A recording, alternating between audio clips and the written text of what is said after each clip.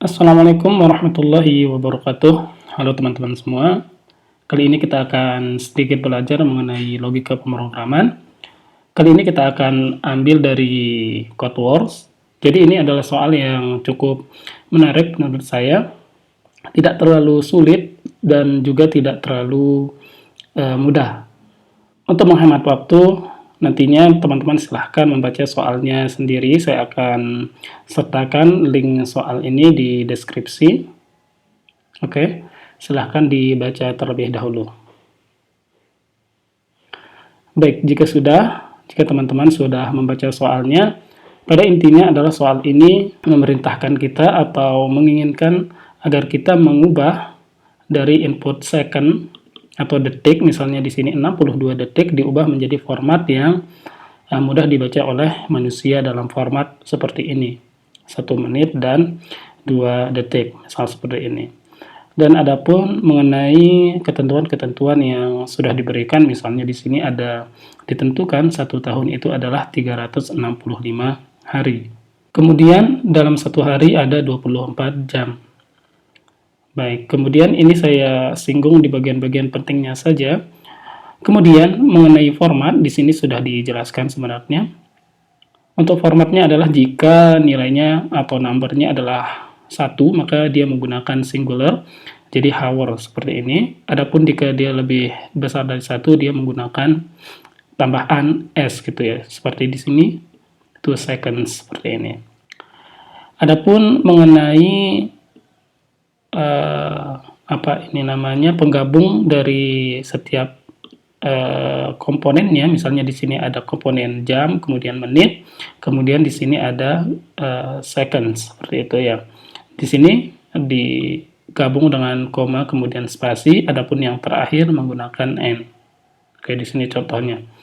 Tentunya teman-teman sudah baca ketentuannya di sini. Kemudian dia diurutkan dari nilai yang lebih besar, yaitu dalam artian komponennya yang lebih besar, yaitu mulai dari tahun, kemudian hari, kemudian jam, dan seterusnya. Adapun di sini kita ditentukan juga jika nilainya adalah 0 atau 0, maka kita cukup mengembalikan nilai 0 seperti ini.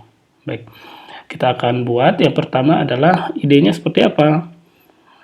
Idenya adalah kita ubah dulu format dari seconds ini, kita ubah menjadi sesuai dengan komponen yang kita inginkan, yaitu dalam bentuk tahun. Jadi dalam 1 tahun itu ada berapa detik sih, kemudian dalam 1 hari itu ada berapa detik, dan seterusnya.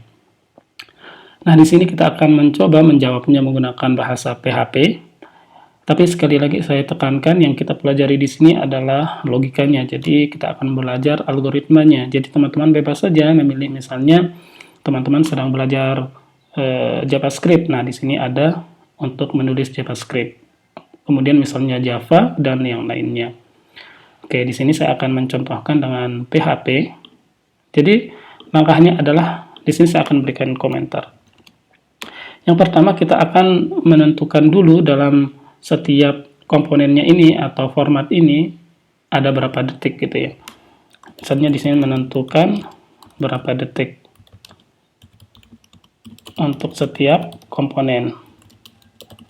Di sini sebutnya komponen ya, untuk tahun, kemudian hari, dan seterusnya ini. Yang pertama, agar memudahkan kita mulai dari yang menit dulu. Menit in seconds gitu, minute in seconds. Jadi berapa detik dalam satuan menit gitu ya. Jadi di sini 60. Karena 1 menit ini 60 detik, kemudian kita naik ke atasnya. Ini saya copy saja biar cepat.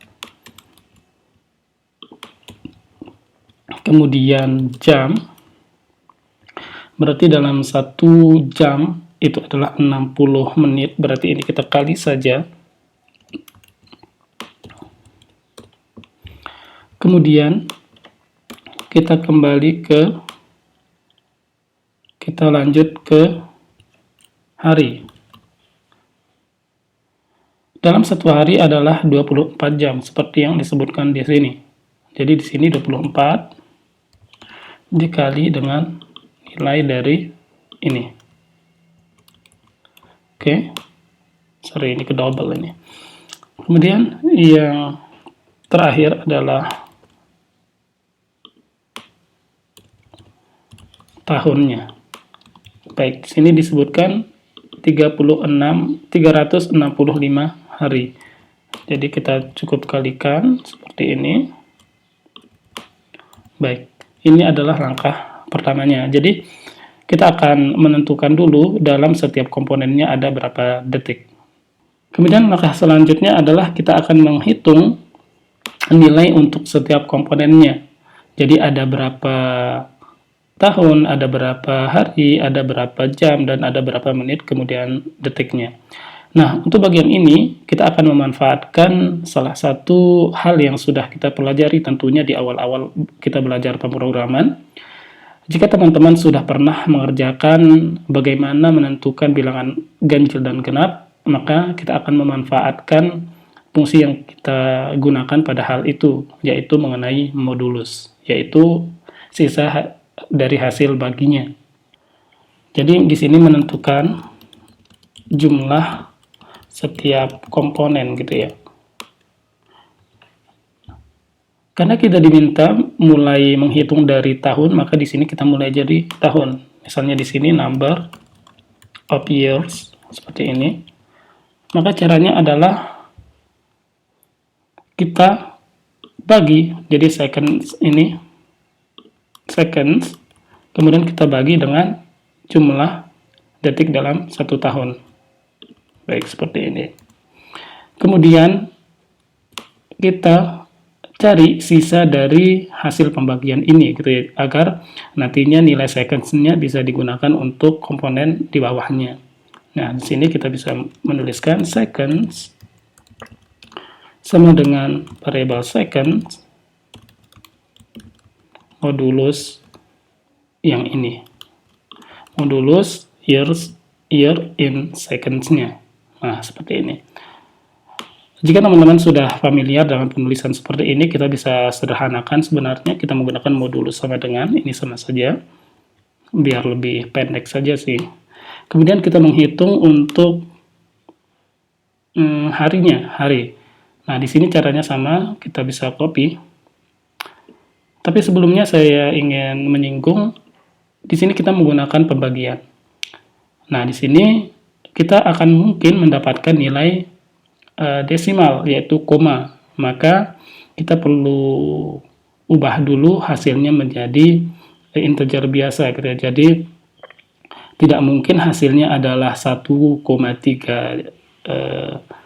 tahun, karena di sini disebutkan tidak ada contohnya seperti itu. Jadi kita akan bulatkan dia, kita bulatkan ke bawah. Di sini kita bisa menggunakan fungsi dari PHP Plur seperti ini. Baik, sudah. Kemudian ini kita copy. Oke, kemudian ini adalah number of days. Kemudian di sini adalah year. Ini kita ganti dengan day. Kemudian di sini juga day. Oke, sudah. Kemudian yang ini kita copy lagi. Kemudian di sini adalah untuk jamnya, hour. Kemudian di sini adalah hour dan hour.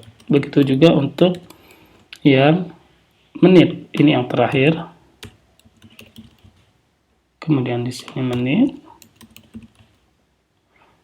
dan menit. Baik. Kemudian untuk second-nya, ini kita bisa langsung gunakan sisanya. Kemudian kita akan masukkan dia ke dalam array untuk memudahkan kita untuk memanipulasi datanya. Oke, di sini kita masukkan ke dalam array. Katakanlah namanya result, seperti ini. Kemudian kita buat di dalam array multidimensi. Baik, di sini sebagai acuan agar tidak lupa, jadi ketika nilainya adalah lebih dari 1, kita perlu menambahkan S di sini ya. Jadi misalnya di sini 3 hours atau 4 hours dan seterusnya. Baik, jadi di sini saya berpikir bagaimana jika kita menyimpan nilai unitnya juga gitu ya. Jadi selain nilai angkanya, number of ininya, kita juga menuliskan langsung mengenai dari apa namanya unitnya tadi. Jadi di sini kita akan menyimpan yang pertama adalah numbernya, kemudian di sini adalah unitnya. Baik. Jadi agar ini memudahkan kita nanti di dalam menentukan hasil akhirnya. Untuk untuk memudahkan, kita akan buat fungsi satu lagi. Misalnya di sini adalah namanya get unit seperti ini. Dari unitnya, kemudian numbernya. Ini cukup mudah fungsinya. Jadi kita return jika numbernya itu lebih besar dari 1 seperti ini, maka variable unit ini kita tambahkan dengan s. Adapun jika tidak, maka dia cukup menggunakan unitnya. Maka caranya di sini kita bisa gunakan, misalnya ini untuk yang tahun misalnya ya. Oke, seperti ini. Kemudian di sini adalah get unit. Ini year seperti ini, kemudian angkanya. Jadi nanti ketika number of years-nya ini adalah lebih dari 1, otomatis dia menjadi years. Oke, seperti itu. Ini saya copy untuk komponen yang lainnya. Ada berapa? 1, 2, 3, 4, 5. Oke. Di sini number of day. Kemudian di sini day juga. Kemudian di sini hour. Oke, di sini kelupaan. Day, hour. Kemudian di sini menit.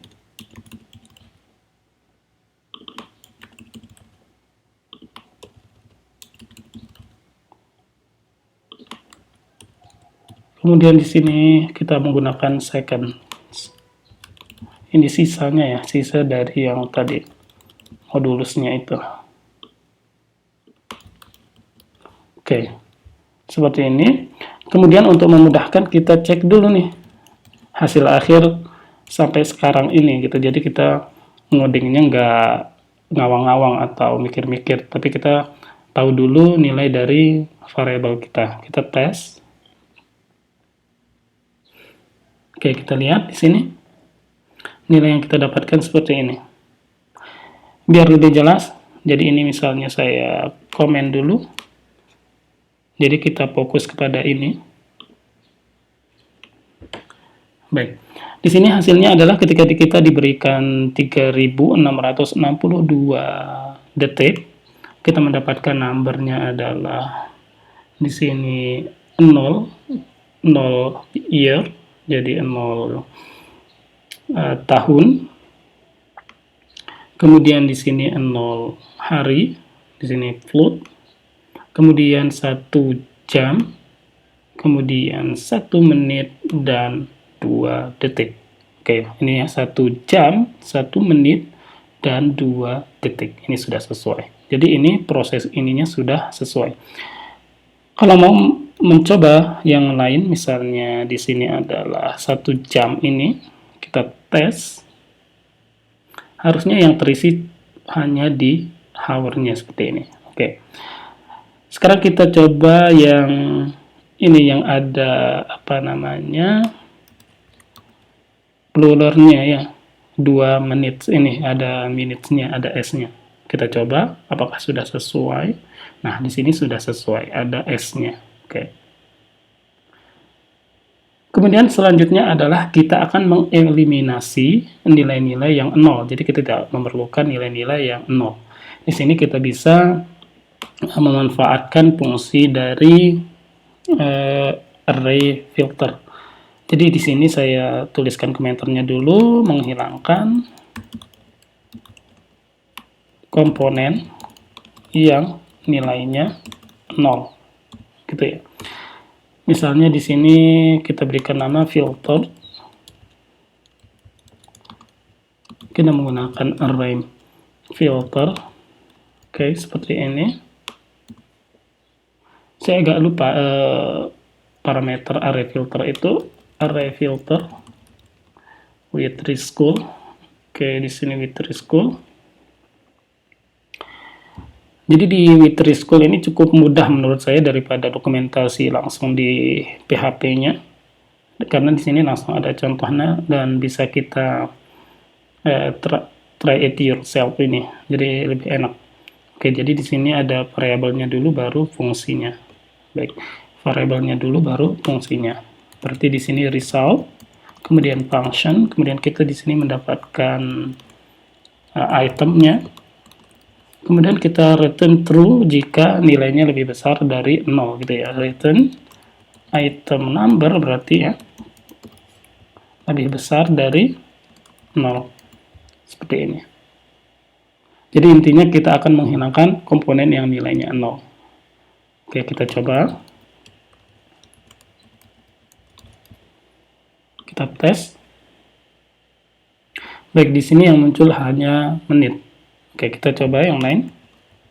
Misalnya di sini yang muncul adalah jam, menit, dan detiknya. Jam, menit, dan detik. Oke, di sini ada salah. Kayaknya seconds. Oke, di sini ada yang salah, typo. Oke, sudah sesuai. Maka selanjutnya adalah kita akan memformat datanya. Oke, kita akan memformat datanya. Kita lihat contoh.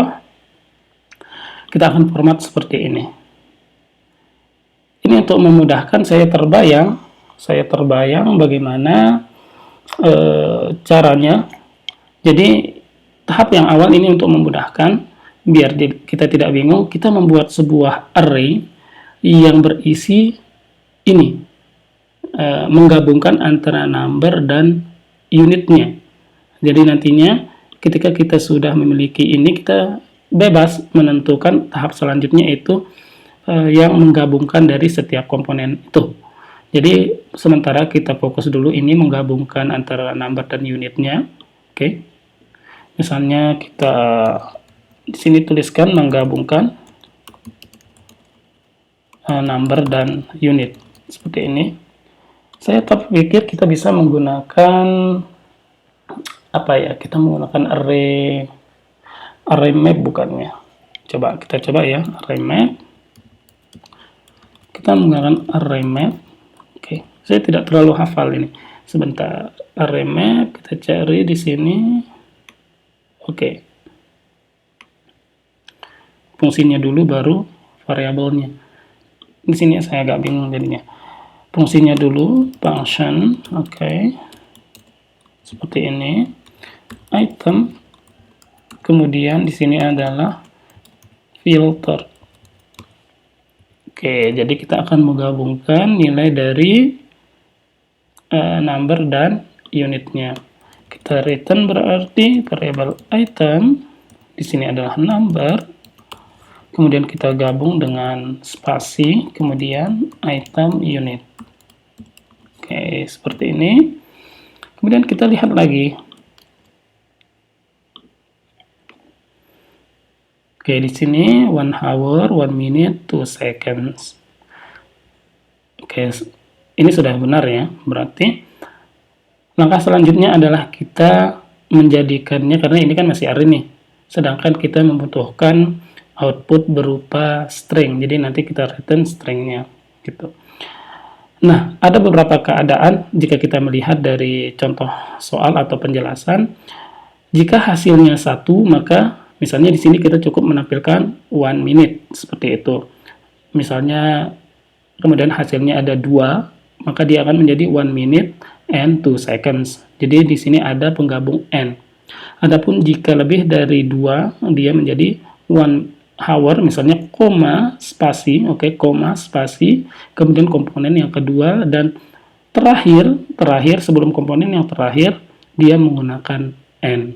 Nah, saya berpikir untuk lebih memudahkan kita ini tentukan dulu jika jumlah array-nya gitu ya, jumlah array-nya adalah 1 yang maped ini, kemudian kita tampilkan saja, kita return, langsung saja kita return. Baik, bagaimana caranya kita mengambil array pertama gitu ya, array pertama dalam array, sedangkan di sini kita lihat key-nya adalah 2. Berarti ketika misalnya kita hanya memiliki menit, otomatis dia key-nya adalah 3. Nah, kita tidak bisa dengan mudah, misalnya seperti ini, 0, seperti ini kan kita tidak bisa. Kita tidak bisa karena key array-nya masih pada posisi yang awal, yaitu di sini masalahnya.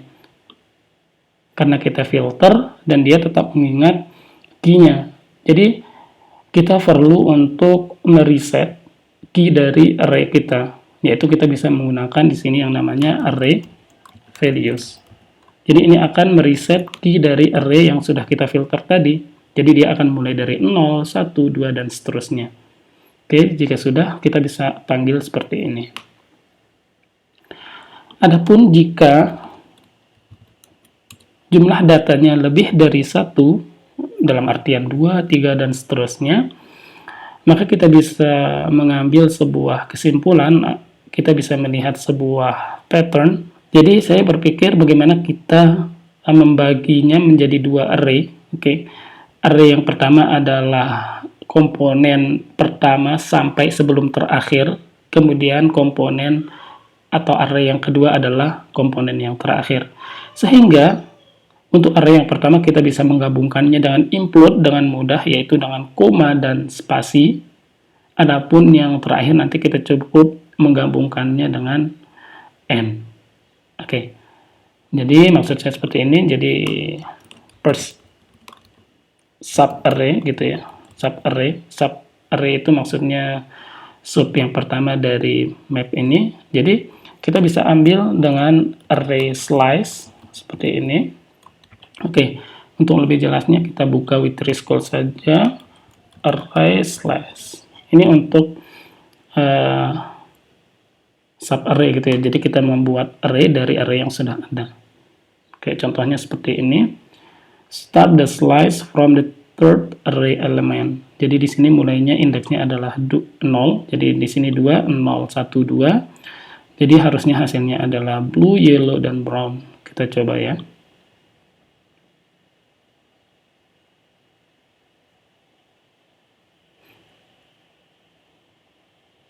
Oke, seperti itu.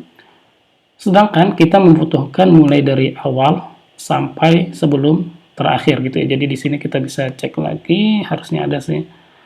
Oke, array sintaksnya ini array start length. Oke. Start length berarti kita mulai dari 0, kemudian length-nya adalah sebelum terakhir. Sebelum terakhir kita bisa menggunakan minus, berarti di sini ada keterangannya. Oke. Array-nya di sini adalah yang sudah kita map ini. Kemudian kita mulai dari 0. Kemudian kita sampai sebelum terakhir seperti ini. Kemudian berarti adalah yang terakhir, berarti n sub array itu kita bisa menggunakan fungsi n yang sudah ada pada PHP. Ini untuk mengambil yang terakhir. Oke, kemudian kita return saja. Kita return, kita include dia, kita include yang pertama menggunakan koma dan spasi yang ini ya. Oke, kemudian kita gabungkan dengan n seperti ini, kemudian n sub array. Oke, ini bukan array sebenarnya, penggunaan n ini berarti dia mengambil elemen, berarti ini bukan array, n sub gitu aja. Oke, ini kita hapus. Kemudian kita tes. Oke, apa ini? Keterangannya.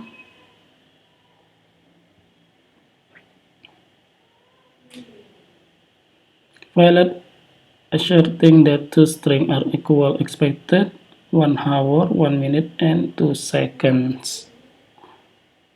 Oke. Kita lihat dulu, ada yang salah sepertinya.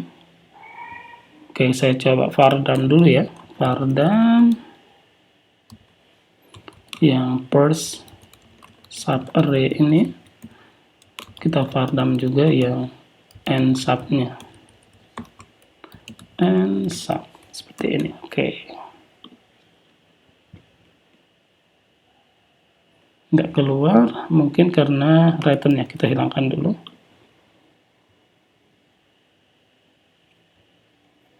Oke, ini nggak keluar ya, sebentar dulu. Oke, di sini ternyata salah saya. Jika saya mengatakan tadi jika jumlahnya adalah 1, tapi di sini salah. Oke, sorry. Di sini harusnya sama dengan. Oke, kita coba.